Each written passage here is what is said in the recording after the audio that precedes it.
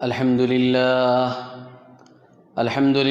نحمده ونستعينه ونستغفره ونؤمن به ونتوكل عليه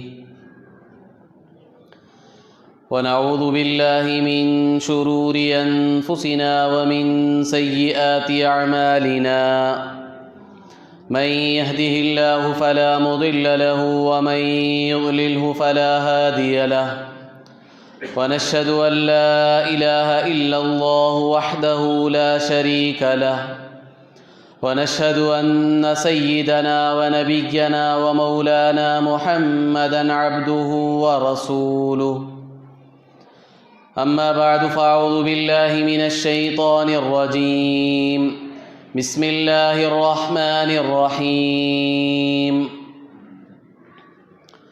الطلاق مرتان فإمساك بمعروف أو تسريح بإحسان ولا يحل لكم أن تأخذوا مما آتيتموهن شيئا إلا أن يخافا ألا يقيما حدود الله فإن خفتم ألا يقيما حدود الله فلا جناح عليهما فيما افتدت به تلك حدود الله فلا تعتدوها ومن يتعد حدود الله فأولئك هم الظالمون فإن طلقها فلا تحل له من بعد حتى تنكح زوجا غيره فإن طلقها فلا جناح عليهما أن يتراجعا إن ظنا أن يقيما حدود الله وتلك حدود الله يبينها لقوم يعلمون صدق الله العظيم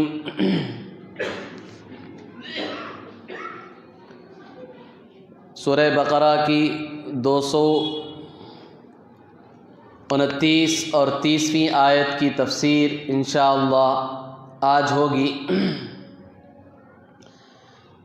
ان آیتوں کا ترجمہ یہ ہے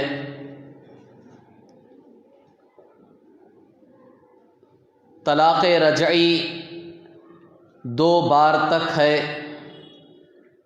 پھر یا تو بھلے طریقے سے روک لینا ہے یا حسن سلوک کے ساتھ چھوڑ دینا ہے، اور تمہارے لیے حلال نہیں ہے کہ تم لو اس مال میں سے، ان چیزوں میں سے کچھ جو تم نے ان کو دے دیا ہے۔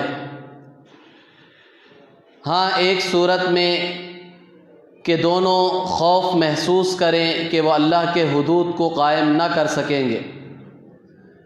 پھر اگر تم خوف محسوس کرو کہ وہ دونوں اللہ کے حدود کو قائم نہیں کر سکیں گے تو میاں بیوی پر کوئی گناہ نہیں ہے کہ اس صورت میں بیوی فدیہ دے کر جان چھڑا لے۔ یہ اللہ تبارک و تعالیٰ کی حدود ہیں، لہٰذا تم ان سے آگے نہ بڑھو، اور جو اللہ کے حدود سے آگے بڑھتے ہیں یہی لوگ ظالم ہیں۔ پھر اگر تم نے بیوی کو تیسری طلاق دے دی تو بیوی شوہر کے لیے حلال نہیں ہوگی یہاں تک کہ بیوی دوسرے شوہر سے نکاح کر کے صحبت نہ کر لے۔ پھر اگر شوہر نے بیوی کو طلاق دے دی، یعنی دوسرے شوہر نے، تو پھر ان میاں بیوی پر کوئی گناہ نہیں ہے کہ وہ دوبارہ رجوع کر لیں، اگر انہیں اس بات کا خیال ہے، گمان ہے کہ وہ اللہ کے حدود کو قائم رکھ سکیں گے۔ یہ اللہ تبارک و تعالیٰ کے حدود ہیں جو اللہ تعالیٰ بیان کرتا ہے ایسے لوگوں کے لیے جو جانتے ہیں۔ بزرگان محترم، معزز خواتین اسلام،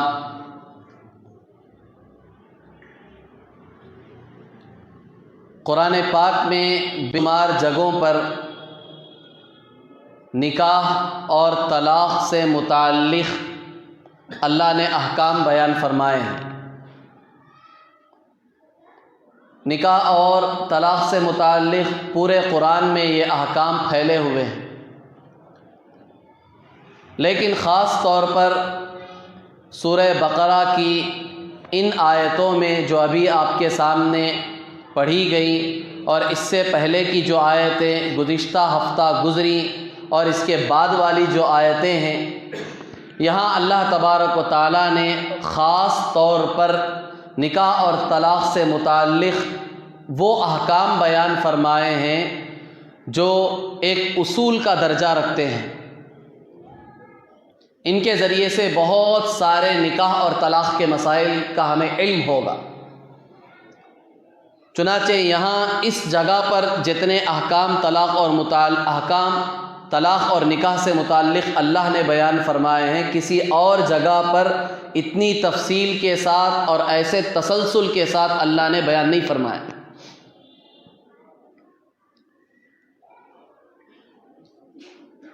سب سے پہلی بات کہ یہ آیت اللہ تبارک و تعالیٰ نے کیوں نازل فرمائی، اس کا شان نزول کیا ہے؟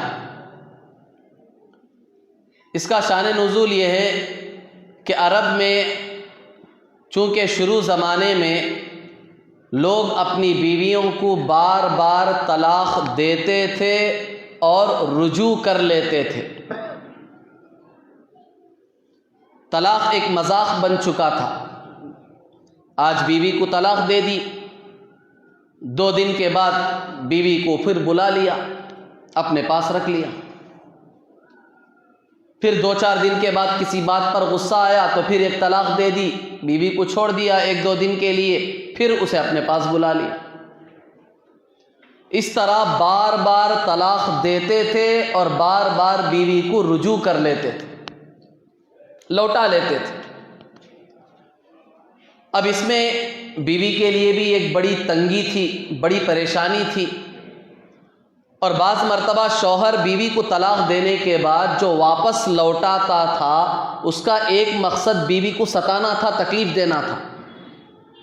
طلاق تو دے دی ہے، اب اسی حال میں اگر چھوڑ دو گے تو بیوی نکاح سے نکل جائے گی، وہ کسی اور کے ساتھ نکاح کر کے اچھی زندگی گزار لے گی۔ لیکن شوہر کو یہ بھی پسند نہیں ہے، شوہر اسے دوبارہ اپنے پاس لوٹا رہا ہے اس نیت سے کہ اسے پھر ستاؤں، پھر اسے تکلیف دوں، پھر اسے پریشانیاں۔ تو ایسے بھی ہوتا تھا، تو طلاق ایک مذاق بن چکا تھا۔ تو اللہ تبارک و تعالیٰ نے یہ آیت نازل فرمائی اور کہا کہ طلاق ایسی چیز نہیں ہے کہ تم اپنی مرضی سے جتنی مرتبہ چاہو بیویوں کو طلاق دو، پھر جب چاہے ان کو واپس لوٹا لو۔ ایسا نہیں ہے، طلاق کا اختیار تمہارے ہاتھ میں صرف 2 طلاق تک ہے۔ 2 طلاق دو تو اپنی بیوی کو لوٹا سکتے ہو، وہ بھی طلاق رجعی، صاف لفظوں میں جو طلاق دی جاتی ہے، میں نے تجھے طلاق دے دی، یہ ہے طلاق رجعی، جس میں طلاق کا صاف لفظ آپ بیان کر رہے ہیں۔ بعض الفاظ ایسے ہوتے ہیں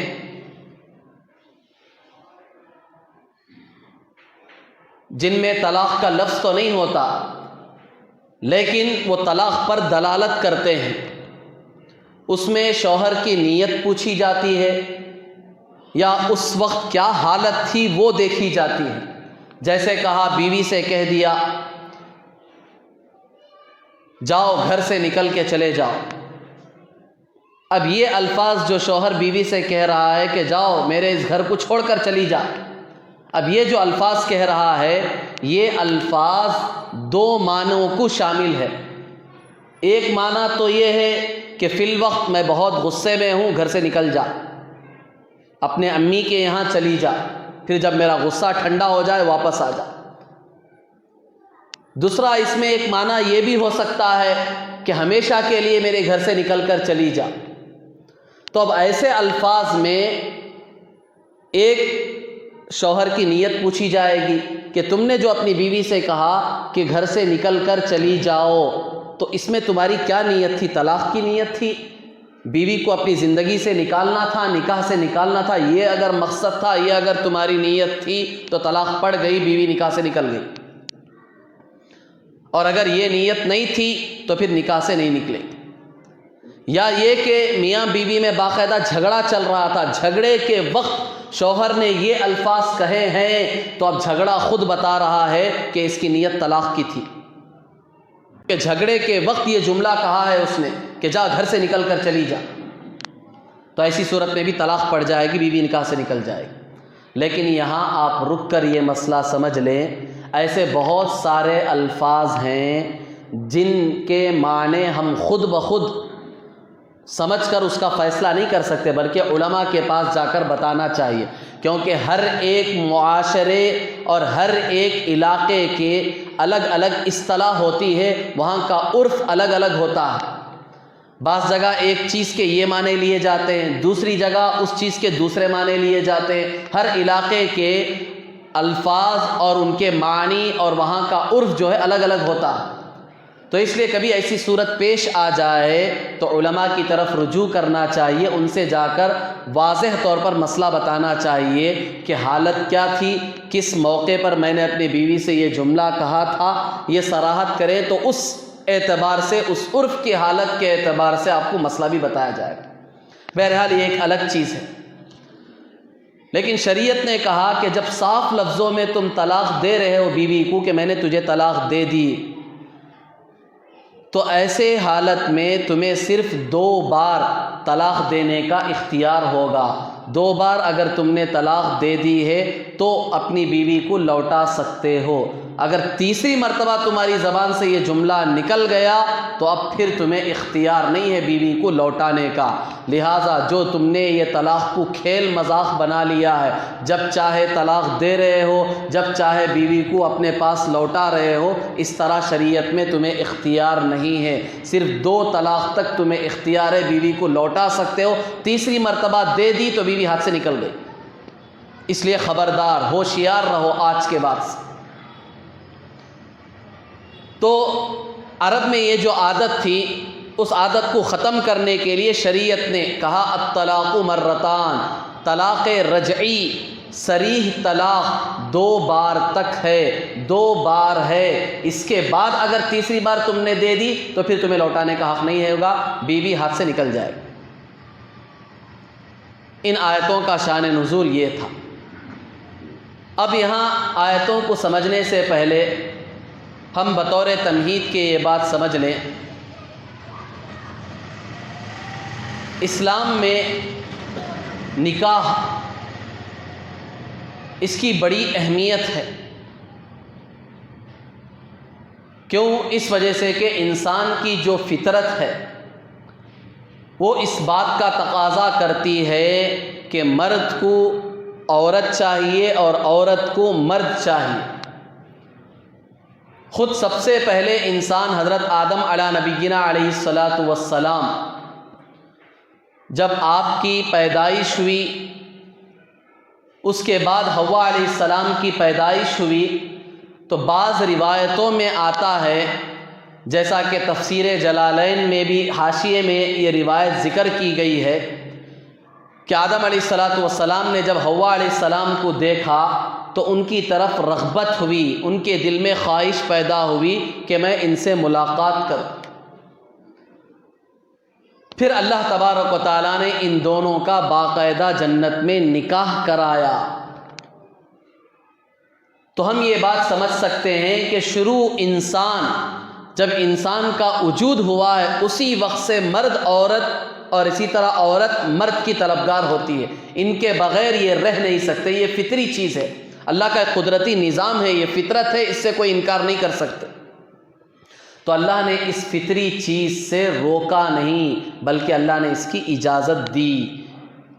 اس کے لیے ایک حلال پاکیزہ راستہ بتایا اسلام نے، وہ راستہ نکاح کا ہے کہ ہر مرد اور اسی طرح ہر عورت اسے اپنی فطری ضرورت اگر پوری کرنی ہے تو شریعت نے ایک پاک حلال راستہ بتایا ہے، وہ ہے نکاح۔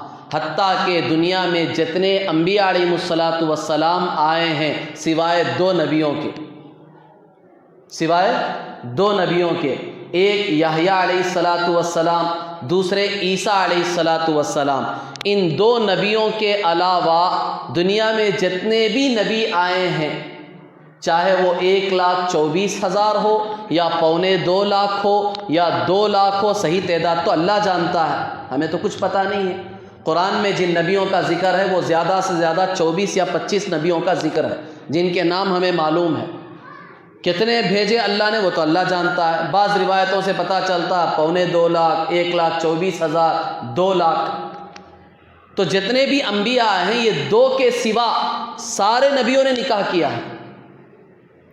اب بتاؤ کیا نکاح کرنا یہ غلط ہے؟ عورت سے اپنی ضرورت پوری کرنا یہ غلط چیز ہے؟ یہ فطری چیز ہے، اس لیے اللہ نے اپنے نبیوں کو بھی اس عمل سے نہیں روکا۔ یہ ایک فطری چیز ہے، لہٰذا ہر نبی نے نکاح، اور حضور صلی اللہ علیہ وسلم نے فرمایا سارے نبیوں کی سنت ہے نکاح کرنا۔ یحییٰ علیہ السلام نے کیوں نکاح نہیں کیا؟ اس کی وجوہات مفسرین نے بیان کی ہیں، کئی وجوہات بیان کی ہیں۔ اور عیسیٰ علیہ السلام نے نکاح کیوں نہیں کیا؟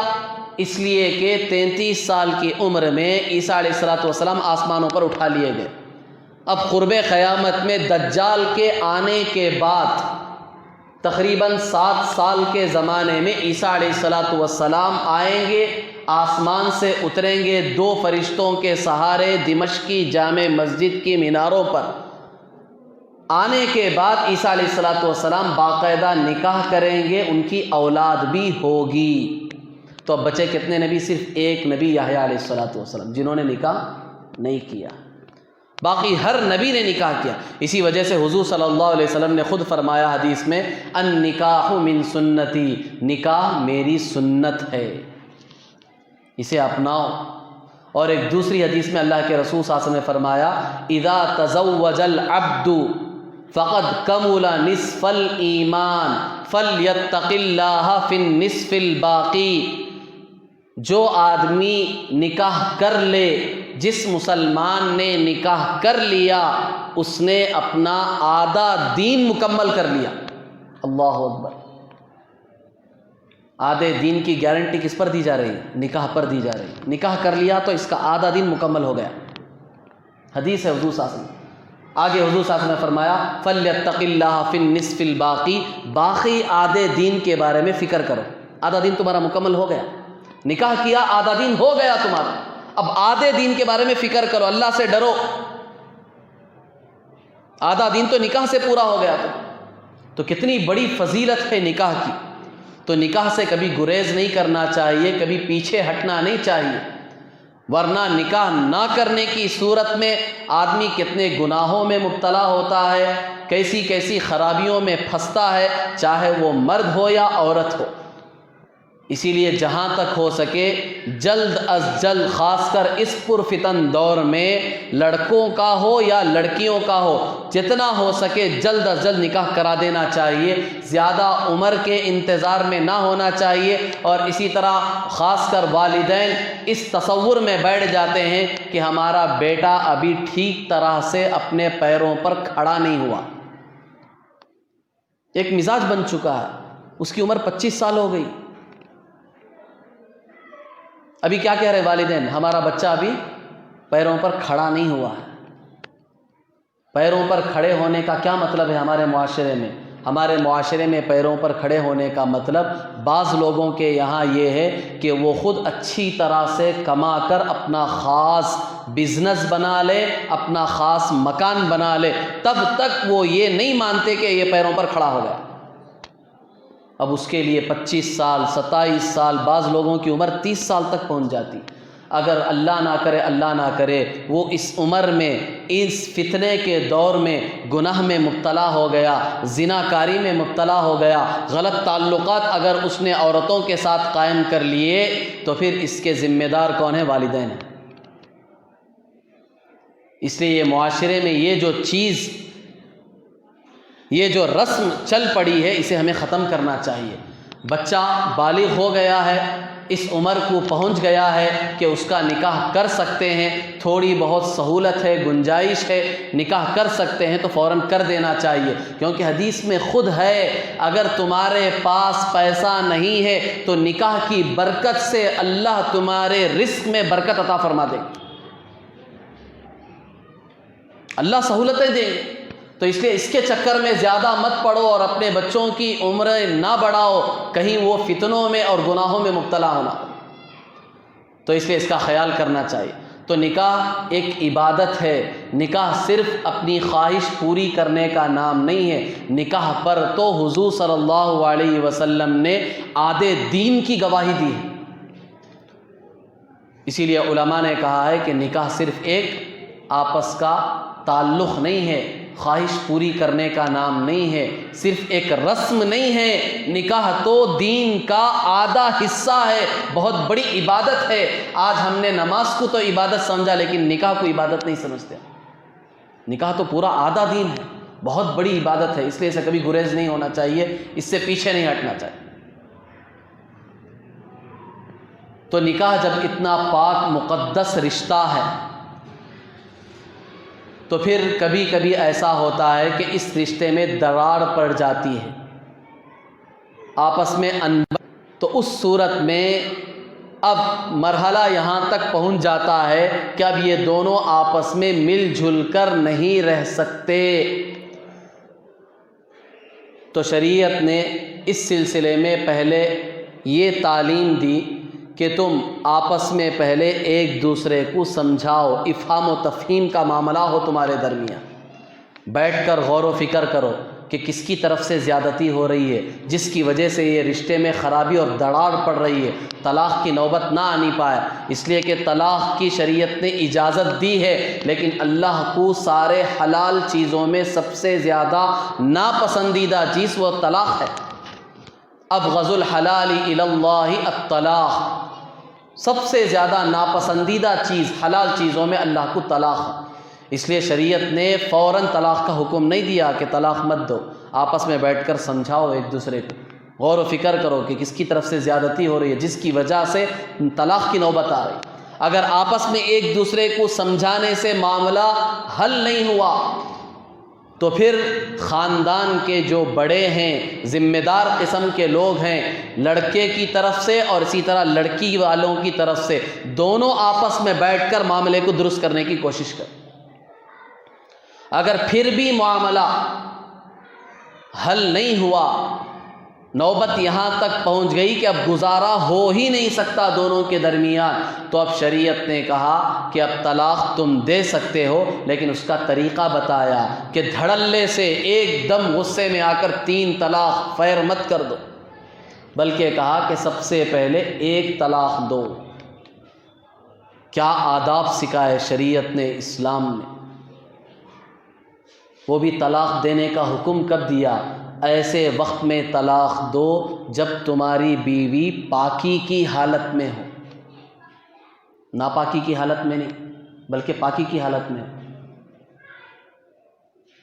شریعت نے کہاں تک خیال کیا ہے اس تعلق کا، آپ اندازہ لگائیں کہ عورت کو پاکی کی حالت میں طلاق دینے کا حکم دیا ہے. ایک وجہ تو مفسرین نے اس میں یہ لکھی ہے کہ فی الوقت مرد کو غصہ آ گیا طلاق دینے کے کہ طلاق تو مجھے اسے دینی ہے. اب شریعت کہہ رہی ہے کہ پاکی کی حالت میں طلاق دو. مثال کے طور پر عورت ناپاک ہے، اب شوہر انتظار کرے گا کہ 2 دن 3 دن، جب عورت پاک ہو جائے گی اس کے بعد مجھے طلاق دینی ہے. تو اب اللہ کی قدرت کا مظاہرہ یوں ہو سکتا ہے کہ 3 دن گزرنے تک اس کا غصہ ٹھنڈا ہو جائے، پھر یہ سمجھ جائے، طلاق کی نوبت نہ آئے. اگر شریعت ہر حال میں طلاق کی اجازت فوراً دے دیتی تو فوراً وہ طلاق دے دیتا، کیونکہ غصہ ہے، غصہ تقاضا کر رہا ہے کہ فوراً طلاق دو اور اسے اپنی زندگی سے نکالو. لیکن شریعت نے یہاں ایک بریک لگایا. یہ بریک کیوں؟ کیونکہ طلاق ہمیں پسند نہیں ہے، کیونکہ اس طلاق کا اثر صرف یہ نہیں ہوگا کہ دونوں کی زندگیاں الگ ہوں گی، بلکہ اس کا اثر 2 گھرانوں پر پڑے گا، 2 خاندانوں پر پڑے گا، اور صرف یہیں تک نسلوں تک یہ چلے گا، دشمنیاں پیدا ہوگی. اس لیے شریعت نے بریک لگایا کہ طلاق دینے کے لیے فوراً مت دو، غصہ آ جائے تو انتظار کرو، دیکھو بیوی پاکی کی حالت میں ہے یا نہیں.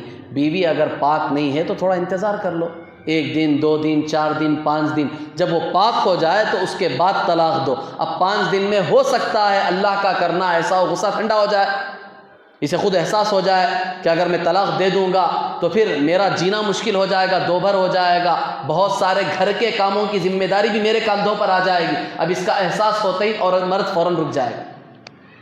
تو اس لیے پہلا بریک شریعت نے لگایا پاکی کی حالت میں طلاق دو۔ دوسرا بریک لگایا شریعت نے، کیا کہ اگر عورت پاکی کی حالت میں ہے، ناپاک نہیں تھی عورت، پاکی کی حالت میں ہے اور تم چاہ رہے ہو کہ اسے طلاق دو، تو شریعت نے دوسرا بریک لگایا کہ اگر اس پاکی کی حالت میں تم نے بیوی سے صحبت کی تھی تو پھر اب طلاق مت دو، اور ایک حیض آ جائے انتظار کرو، اس کے بعد پھر ایک پاکی جب آئے گی تب اسے طلاق دو۔ کیوں؟ اس میں بھی ایک وجہ وہی ہے کہ تھوڑا تاخیر ہو جائے گی تو غصہ ٹھنڈا ہو جائے گا، اور اس میں دوسری وجہ یہ ہے کہ عورت اگر حالت طہور میں، پاکی کی حالت میں تم نے اسے صحبت کر لی تھی، اس کے بعد تم طلاق دے رہے ہو تو ہو سکتا ہے عورت کے پیٹ میں تمہارا بچہ ٹھہر گیا، تو اب عورت کی عدت تمہارے طلاق دینے کی وجہ سے بہت لمبی ہو جائے گی، اسے 9 مہینے انتظار کرنا پڑے گا دوسرے مرد سے نکاح کرنے کے لیے، تو خواہ مخواہ بیچاری پریشانی میں پڑ جائے گی۔ تو اس لیے شریعت نے بڑا ہی عجیب معاملہ فرمایا اور کہا کہ اگر پاکی کی حالت بھی ہے تو طلاق دینے سے پہلے یہ دیکھ لو کہ پاکی کی حالت میں تم نے بیوی سے فائدہ اٹھایا ہے یا نہیں، اگر فائدہ اٹھایا ہے تو اب اس حالت میں بھی طلاق مت دو۔ تو معلوم کیا ہوا کہ طلاق دینے کے لیے 2 چیزیں ہمیں دیکھنی ہیں۔ غصہ آتے ہی طلاق فوراً نہیں دینا، طلاق دینے سے پہلے یہ دیکھنا کہ عورت پاک ہے یا ناپاک ہے، ناپاک ہے تو نہیں دیں گے، پاک ہے عورت تو پھر یہ بھی دیکھنا پڑے گا کہ یہ پاکی کے دنوں میں میں نے عورت سے فائدہ اٹھایا ہے یا نہیں اٹھایا ہے، اگر نہیں اٹھایا ہے تو پھر اب شریعت اجازت دیتی ہے طلاق دو۔ اب آگے دیکھو شریعت کی نزاکت، طلاق دینے کا اختیار دیا لیکن شریعت نے کہا فوراً 3 نہیں بلکہ صرف ایک طلاق دو، کہو جا میں نے تجھے طلاق دے دی، یہ صرف ایک طلاق، صرف ایک طلاق کا حکم دیا، ایک طلاق دو، اس کے بعد چھوڑ دو بیوی کو اس کے حال پر۔ اب تمہارے پاس کب تک اسے لوٹانے کا اختیار رہے گا؟ جب تک اس کے 3 حیض نہ گزر جائیں اس وقت تک تمہارے پاس یہ آپشن ہے کہ تم اسے واپس گھر بلا سکتے ہو، واپس بیوی بنا سکتے ہو، نکاح کرنے کی ضرورت نہیں، صرف اسے بلا کر آ جاؤ بیگم، اتنا کہہ دو، ہو گیا قصہ ختم، واپس ہو گئی تمہاری بیوی، کوئی نکاح کرنے کی ضرورت نہیں، توبہ کرنے کی ضرورت نہیں، مولوی صاحب کو جا کو فون میں بول کو حضرت تمہیں کیا تو بولو بیوی کیسا واپس آنا کا، تو کچھ ضرورت نہیں، کیونکہ ایک ہی طلاق دی ہے نا۔ تو 3 حیض آنے سے پہلے اگر بیوی کو لوٹانا ہے تو بالکل آسان طریقہ، آپ اس سے بات کر لیں، کوئی بھی گفتگو آپ کر لیں تو رجوع ہو جائے گا، یا آپ اس کے ساتھ بیٹھ کر کھانا کھا لیں، یا آپ اسے کوئی گفٹ تحفہ دے دیں تو بس وہ رجوع ہو گیا، تمہاری بیوی واپس آ گئی۔ کتنا آسان طریقہ شریعت، یہ پہلے طلاق۔ 3 حیض گزرنے تک تمہارے پاس اختیار ہے۔ اب 3 حیض گزرنے میں کتنا وقت لگے گا؟ کبھی 1.5 مہینہ بھی لگ سکتا ہے، کبھی 2 مہینے بھی لگ سکتے ہیں، وہ عورت کے اوپر ڈیپینڈ کرتا ہے کہ اس کی حیض کی مدت کتنی ہے۔ یہ سب سے بہترین طریقہ ہے طلاق دینے کا کہ ایک طلاق دے کر چھوڑ دو بیوی کو۔ اب تمہارے پاس اختیار ہے، اگر لوٹانا چاہو تو 3 حیض سے پہلے بیوی کو لوٹا لو، اگر تم لوٹانا نہیں چاہ رہے ہو، 3 حیض گزرنے تک بھی تمہارا دل مطمئن نہیں ہے اور یہ تم طے کر چکے ہو کہ بیوی کے ساتھ مجھے نہیں رہنا ہے، تو اب پھر طلاق دینے کی ضرورت نہیں ہے، ویسے ہی اسے چھوڑ دو۔ 3 حیض گزرتے ہی آٹومیٹکلی وہ تمہارے نکاح سے نکل جائے گی، دوسرے طلاق کی ضرورت ہی نہیں، آٹومیٹکلی نکل جائے گی نکاح سے تمہارے۔ اب اگر نکاح سے نکلنے کے بعد ہوش آئے، ارے بیوی نکاح سے نکل گئی، اب دوسری نئی عورت کو لاؤں گا تو پتہ نہیں کیسی ہوگی، اس کے ساتھ میری زندگی جڑے گی نہیں جڑے گی، بہت سارے مسائل ہوں گے، نہیں آئے گی تو کیا گارنٹی ہے کہ اس کے ساتھ میرا معاملہ بالکل صحیح رہے گا۔ تو پھر خیال آیا کہ یہی اچھی تھی، تو چونکہ تم نے ایک طلاق دی تھی تو اس کا فائدہ یہ ہے کہ ابھی بھی تمہارے پاس آپشن ہے، دوبارہ نکاح کر لو، مسجد میں آؤ، مہر دو، امام صاحب کے پاس نکاح پڑھا کر لے جاؤ۔ اب پوری لمبی چوڑی دعوت کر کے پوروں کو بلانے کی ضرورت نہیں، کیونکہ پہلے ہی تمہارا نکاح ہو چکا ہے، وہ پہلے نکاح کے وقت اعلان کرنا تاکہ پورے معاشرے کو پتہ چلے کہ یہ عورت اجنبی نہیں، میری بیوی ہے، تو پہلے نکاح کے وقت وہ اعلان کی ضرورت ہے، سب کو بتاؤ کہ میرا نکاح ہو رہا ہے۔ اب یہ دوسرا نکاح چونکہ طلاق دے کر اسی عورت سے کر رہے ہو تو اب اعلان کی کوئی ضرورت نہیں ہے، اب صرف 2 گواہ ہو، مہر آپ دیں اور امام صاحب کے پاس آ کر آپ نکاح پڑھا لیں، معاملہ ختم۔ لمبی چوڑی دعوت کی بھی ضرورت نہیں، کوئی بھی نہیں۔ ولیمہ کرنا ہے تو ولیمہ آپ 2-4 ساتھیوں کو بلا کر یا ان کی فیملی کو بلا کر مختصر ولیمہ کر دیں، قصہ ختم۔ تو ایک طلاق دینے کا یہ فائدہ ہوگا۔ اور اسی طرح اگر تم نے 2 طلاق دے دی ہیں تو بھی یہ آپشنز تمہارے پاس باقی رہیں گے۔ جس طرح یہ ایک طلاق میں تھا کہ آپ نے کہا بیوی سے جا میں نے تجھے طلاق دے دی، ایک طلاق دے دی، اس کے بعد 2 دن کے بعد یا 1 دن کے بعد یا 1 مہینے کے بعد یا دوسرے مہینے میں یا تیسرے مہینے میں آپ نے پھر کہا جا میں نے تجھے طلاق دے دی، تو بھی وہی آپشن باقی ہے، وہی صورت باقی ہے جو پہلے طلاق میں تھی کہ 3 حیض گزرنے تک آپ کے پاس اختیار ہے، اگر واپس لوٹانا چاہے تو لوٹا لے، اگر نہیں لوٹانا چاہ رہے تو اس کے حال پہ اسے چھوڑ دے۔ 3 حیض گزرتے ہی وہ عورت نکاح سے نکل جائے گی، لیکن پھر بھی تمہیں دوبارہ اگر بیوی کو واپس لوٹانا ہے تو شریعت نے اختیار دیا ہے، واپس لوٹا سکتے۔ اس کے بعد ایک تیسری صورت ہے طلاق کی کہ اگر شوہر نے 3 طلاق دے دی بیوی کو، جس طرح آج کل ہمارے نوجوان کیا بعض بڑی عمر والے بھی، عام طور پر نوجوان چونکہ جوشیلے ہوتے ہیں، غصے میں ہوتے ہیں، بعض چیزیں پسند نہیں آتی عورتوں کی۔ عورت تو بڑی نازک چیز ہے، اسے اس کے اندر اللہ نے ٹیڑھا پن رکھا ہے، وہ ٹیڑھے پن میں ہی حسن ہے، خوبصورتی ہے۔ بعض چیزیں ٹیڑھی رہی تو اچھے، اب یہ محراب ہے نہیں ہے، یہ محراب ہے نا آپ کا، یہ ایسا ٹیڑھا رہا تو ہی اس میں خوبصورتی ہے۔ اسے اگر آپ چوکور کر دیں، اسکوائر کر دیں تو اس میں کیا خوبصورتی نظر آئے گی؟ اب خوبصورتی دکھے گی؟ نہیں دکھے گی۔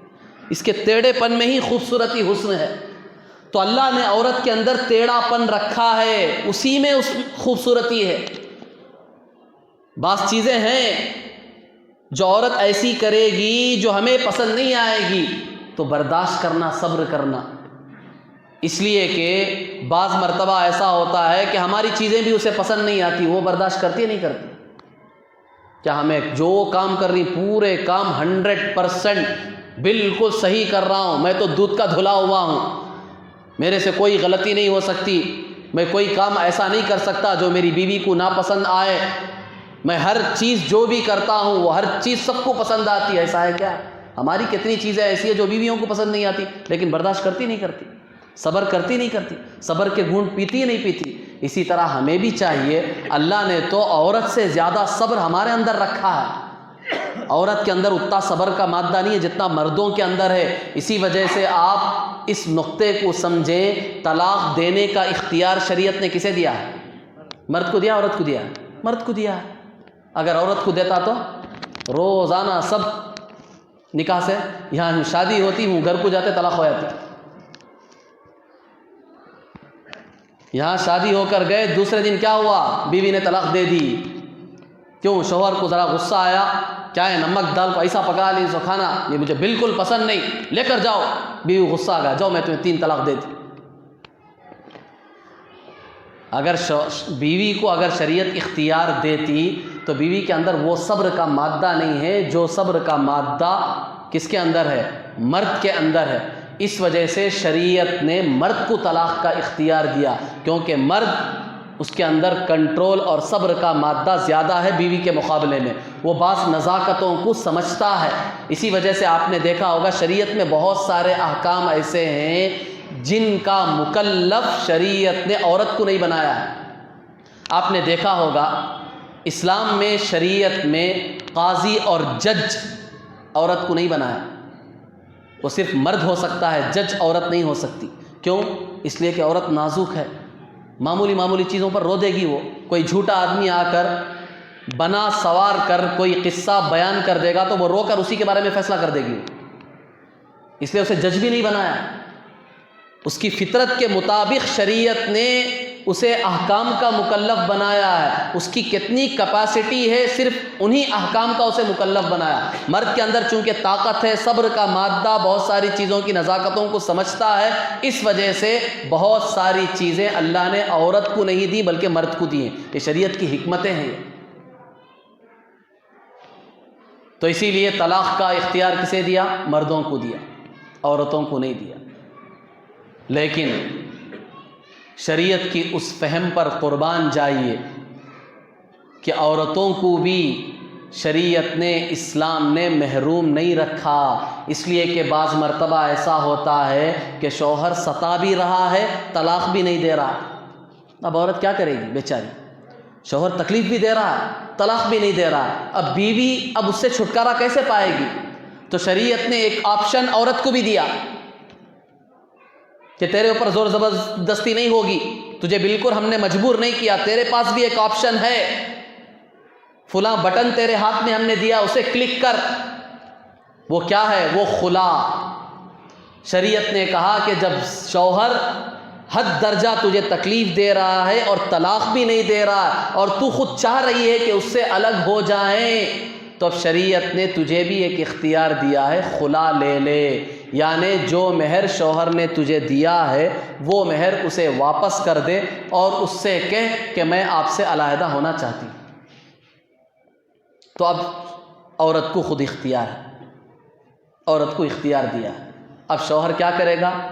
جو مہر کے پیسے اگر اس نے نہیں دیے ہیں بیوی کو، بعض مرتبہ ایسا ہوتا ہے نکاح کے وقت صرف بولا جاتا ہے کہ اتنا مہر ہے لیکن یہ مہر بعد میں دیں گے، نہیں دیا ہے تو وہ معاف ہے، دینے کی ضرورت نہیں. اگر دے دیا ہے بیوی کو مہر تو بیوی وہ مہر کیا کرے گی؟ شوہر کو واپس دے دے گی اور شوہر جو ہے بیوی کو چھوڑ دے گا. بعض مرتبہ ایسا ہوتا ہے کہ بیوی مطالبہ کر رہی ہے کہ مجھے خلا دے دو، لیکن شوہر خلا کے لیے بھی تیار نہیں ہوتا ہے، تو بھی شریعت نے بیوی کو مجبور نہیں چھوڑا ہے، بلکہ اب بیوی جو ہے اس معاملے کو کہاں؟ شرعی عدالت میں لے کر جائے گی. جس طرح ہمارے یہاں دارالقضاء ہیں، خود ہمارے بنگلور شہر میں کئی جگہ دارالقضاء چل رہے ہیں، شرعی عدالتیں ہیں. عربک کالج میں ہے، ٹینڈری روڈ میں ہے، بید واڑی میں ہے، یہاں بسم اللہ نگر میں، بہت ساری جگہوں پر شرعی عدالتیں ہیں. کورٹ جانے کی ضرورت نہیں، ہماری شرعی عدالتیں ہیں. وہاں جا کر عورت بولے گی کہ میرا شوہر مجھے ستا رہا ہے، میں نے اس سے خلا کا مطالبہ کیا کہ مجھے چھوڑ دے، لیکن وہ چھوڑنے کے لیے بھی تیار نہیں ہے. تو اب پھر یہ شرعی عدالتیں جو ہیں وہ ان کو باقاعدہ اچھے طریقے سے بلائیں گی، بلا کر سمجھائیں گی کہ طلاق دو سے. اگر شوہر نہیں دے گا، سمجھانے کے باوجود بھی نہیں دے گا، تو خود شریعت نے ان کو اتنا اختیار دیا ہے شرعی عدالت کو کہ وہ خود ان کا نکاح توڑ سکتے ہیں. آپ نے دیکھا ہوگا بعض مرتبہ اخبارات میں آتا ہے کہ شوہر کو بلانے کے باوجود بھی شوہر حاضر نہیں ہوا تو اب شرعی قاضی خود اپنے اختیار سے، شریعت نے جو اسے اختیار دیا ہے، ان دونوں کا نکاح بالکل توڑتا ہے، فسخ کرتا ہے. اب یہ بیوی کو اختیار ہے اپنی عدت 3 حیض پوری کر کے کسی اور سے نکاح کر لے. تو شریعت نے عورت کو بھی مجبور اور محروم نہیں رکھا ہے بلکہ اسے بھی اختیار دیا ہے، خلا کا اختیار دیا. لہذا تیسری طلاق، مسئلہ یہ چل رہا تھا کہ اگر شوہر نے 3 طلاقیں دے دی ہیں تو پھر معاملہ ہاتھ سے نکل گیا. اب بیوی ہمیشہ کے لیے حرام ہو جائے گی. صرف ایک صورت ہے بیوی کو لوٹانے کی، وہ صورت کیا؟ حلالہ. یہ ذرا مسئلہ سمجھ لینا چاہیے. حلالہ کسے کہتے ہیں؟ حلالہ کا مطلب یہ ہے کہ تم نے اپنی بیوی کو 3 طلاق دے دی تو بیوی تو حرام ہو گئی. اب دوبارہ اس سے نکاح آپ فوراً نہیں کر سکتے. اگر اس سے نکاح کرنا ہے تو شریعت میں ایک صورت ہے، اسے حلالہ کہتے ہیں. اس کی اصل صورت کیا ہے؟ اس کی اصل صورت یہ ہے کہ آپ کی بیوی پہلے عدت گزارے گی 3 حیض. وہ عدت گزار کر ختم ہونے کے بعد وہ عورت خود اپنی مرضی سے اگر اس کا ارادہ ہے تو کسی اور مرد سے نکاح کرے گی. دوسرے مرد سے نکاح کرنے کے بعد وہ مرد اس بیوی سے فائدہ بھی اٹھائے، اس کے ساتھ رات بھی گزارے، یہ خاص لفظ بول رہا ہوں میں، واضح کرنے کی ضرورت ہے، آپ لوگ سمجھ گئے ہوں گے۔ رات گزارنے کا مطلب صرف سونا نہیں ہے، جو خاص فائدہ اٹھانا ہے وہ دوسرا شوہر اس بیوی سے فائدہ بھی اٹھائے۔